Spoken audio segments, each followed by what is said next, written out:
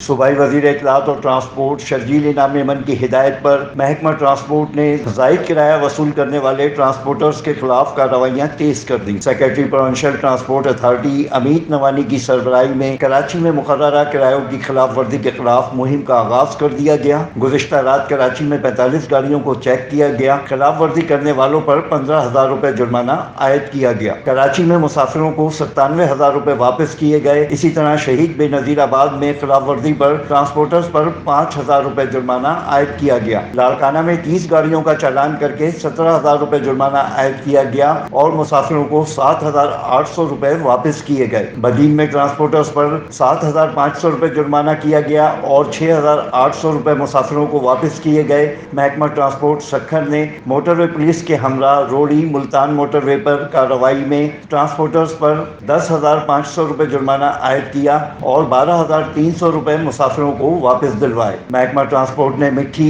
اور دیگر اضلاع میں بھی ٹرانسپورٹرز پر جرمانہ عائد کیا۔ واضح رہے کہ محکمہ ٹرانسپورٹ نے صوبہ بھر میں افسران کی چھٹیاں منسوخ کر دی ہیں۔ عوام کی سہولت کے لیے محکمہ ٹرانسپورٹ کے دفاتر کھلے رکھنے کا فیصلہ کیا گیا ہے۔ Afzal Khan, C110 news, Karachi.